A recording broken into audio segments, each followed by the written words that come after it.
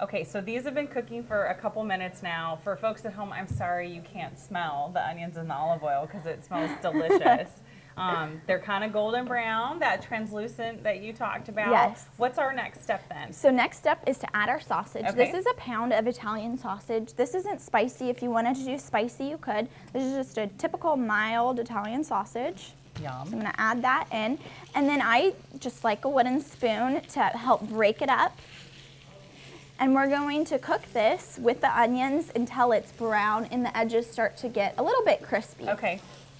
What I love about this is like all these ingredients you have sitting out here are things like mostly I have at home right now. Maybe the only exception would be the sausage. Exactly. And if you're into game hunting, I've made this with deer and elk. I mean, it's a good way to use it up.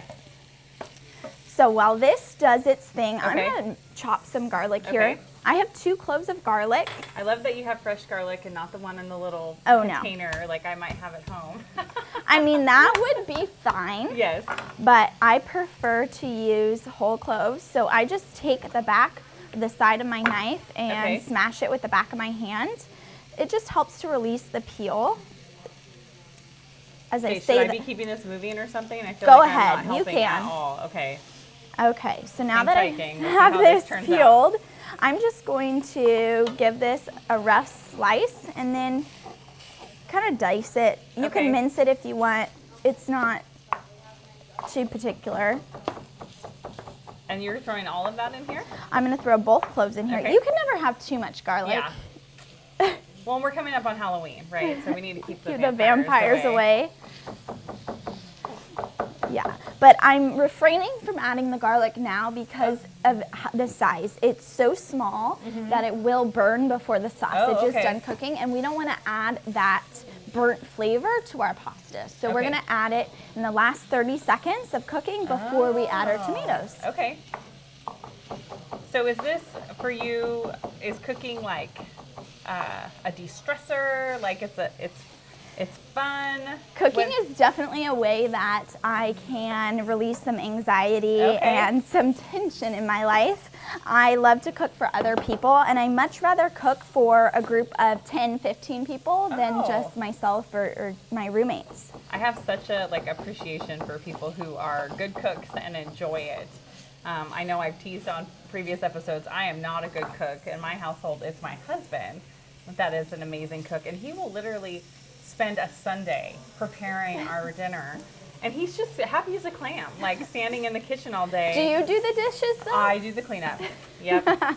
Yeah, Mommy does the cleanup for sure. Here, I'm gonna let you take over because I feel like I'm gonna ruin this here. No, it's doing just fine. And I like getting these brown bits on the bottom because brown equals flavor. And we're gonna deglaze the pan in a little bit, but don't worry about if it's starting to stick. So you mentioned earlier you have been on Junior Chopped, and your passion for cooking came from watching your mom and your grandmas cooking for family. But where did you get all your skills? Because I feel like you're very official in your terms. I used to be able to read cookbooks as my reading in elementary, middle school, and even high school. So I would go through. For fun, you would read cookbooks? Yes, for fun I would read cookbooks. I would go through and annotate the recipes, and then I would look at kind of ratios and fractions that would go into making something to help me memorize a large number of recipes. Look at you. But then I also learned how to cook in 4-H through the 4-H cooking project, and then I've been taught a couple recipes by chefs and neighbors that make really good raviolis or certain things like that. Well, this smells really good. So we're waiting for the sausage to cook up? Yep, so the pink will start to turn brown, and then we'll know it's all cooked, and then I want to get a little bit of crust on the edges of the sausage because that's going to equal more flavor. And then just before then, we'll add the garlic. Correct. Okay.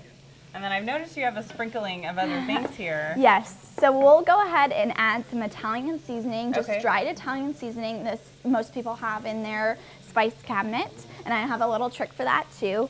We'll hit it with some salt in a little bit. Sausage tends to be salty. Sometimes your canned tomatoes can be salty as well. So your salt is going to need to be adjusted dependent on the ingredients that you're using. And then I deglaze with white wine. You could skip this and just use water if you were concerned about that for kids or you don't drink. I would drink this alongside the pasta when I serve it. So maybe we could do a little food pairing there. Okay. So I feel no shame in opening up a bottle of wine to cook with. So do you see yourself, I know for folks at home who probably don't know, Elizabeth is very close to finishing her master's degree spring of next year, right?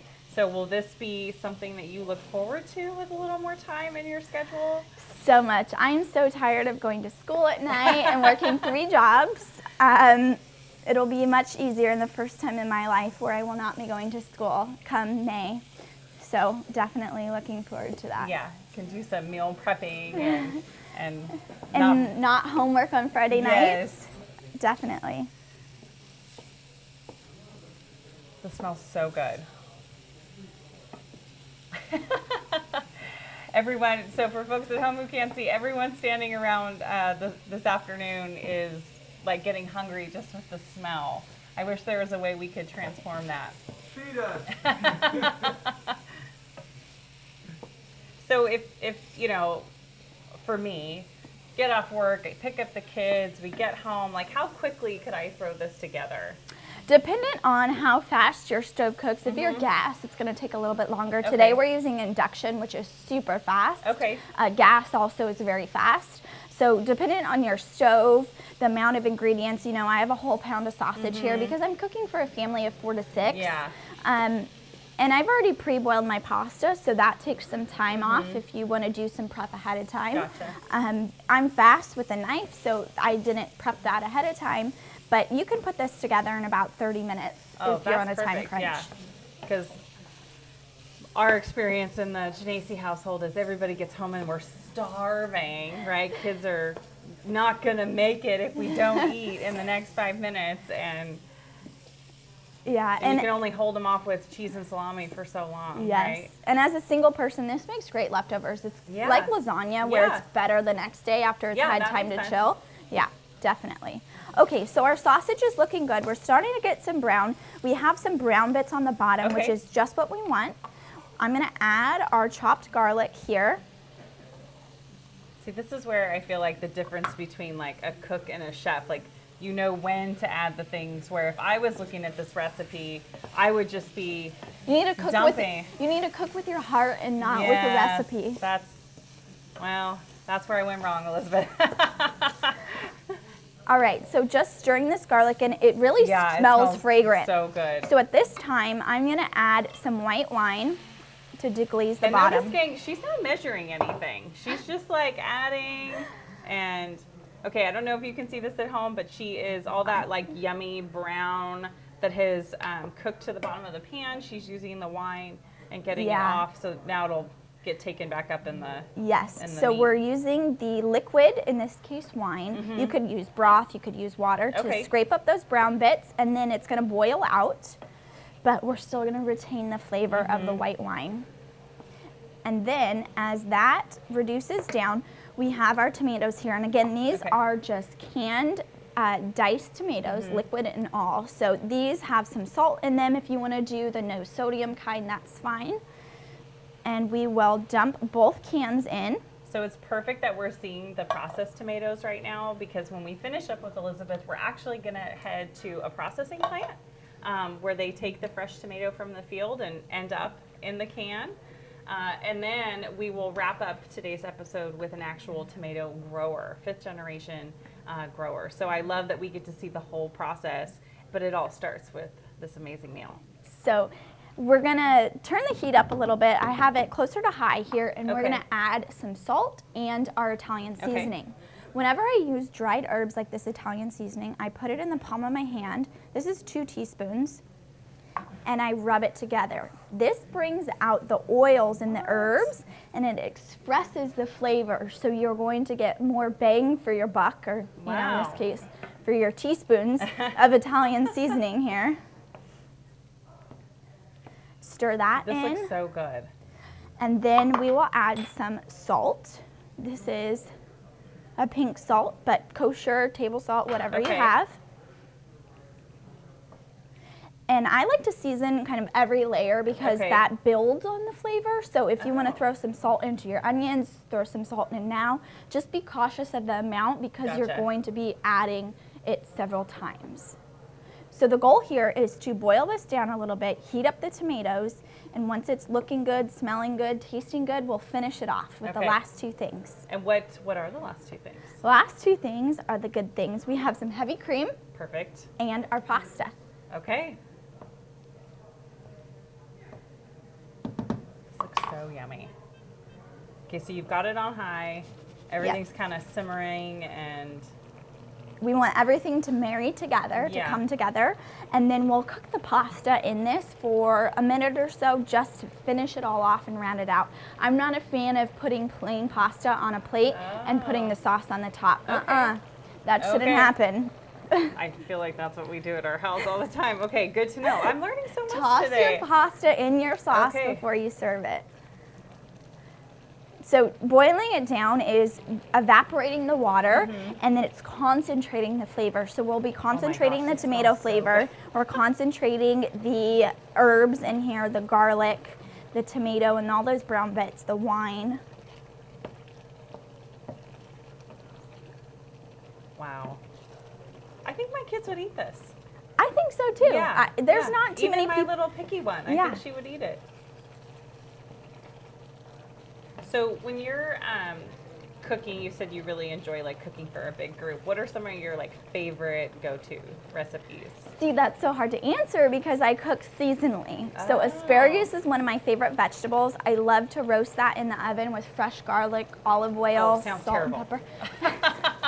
I also love to bake bread because that means I have enough time to be at home for the Oh, rising nice. process. So when I cook from start to finish for that meal, from appetizers all the way through desserts and maybe even some cocktails. Wow. So are you part of like your family's like holiday traditions when you're prepping meals and? I do a lot of the cooking Oh, I when it's love it. holiday time. So this is looking great. We're going to pour in our cream. This is 1 cup of heavy whipping cream and stir that in. It's just enough to change the color of the sauce, add a little bit of richness. So now it was like a bright red before. Now it's kind of a creamy orange. Exactly. So it looks pretty liquidy, but we're gonna add our pasta Okay. and toss it and let it cook for another minute or so. And so this is a great trick. I mean, I feel like, Let's see here. so the pasta will cook in the sauce for a bit. Yes. So Elizabeth boiled the pasta earlier, so we've got this pot here. Oh my gosh, I know what I'm having for dinner tonight, gang. Okay. So Beautiful. this is a full pot, but we can do it. Gently stir everything in, and then when you serve this, I like to serve it with a little bit of parsley. It adds a little Okay. green, not too much to flavor, but pretty. And then some freshly grated Parmesan. I'm not a sawdust Parmesan Okay. fan. Sawdust. That's like a food group for some Children? children in my family, yeah. So how long will you let this kind of sit? Just for a couple minutes. So my Okay. pasta isn't super hot, so I'm just gonna reheat the pasta Gotcha. and cook it for maybe 2 or 3 minutes until the sauce reaches the consistency that I want. So not runny soup, but a pasta sauce. Yeah. So do you have big plans for holiday cooking this year? So I have been raising with my roommate a turkey, actually 2 turkeys in our Okay. backyard. So they are, last time we weighed them 22 pounds. So Okay. they're getting close to time for the oven. So Wow. we'll see. So not just a cook, but you're raising your own Yes. poultry. When I was in So impressed. when I can't was- even tell you. When I was in FFA, I raised turkeys, Okay. and my largest one I think was 33 pounds. It did not fit in the oven, so my Yeah. dad had to cook it in a barrel outside. I love it. So For folks at home that maybe don't know, 4-H, FFA are youth agricultural programs that teach life skills, leadership, how to care for an animal, how to raise an animal, and really just the value of agriculture.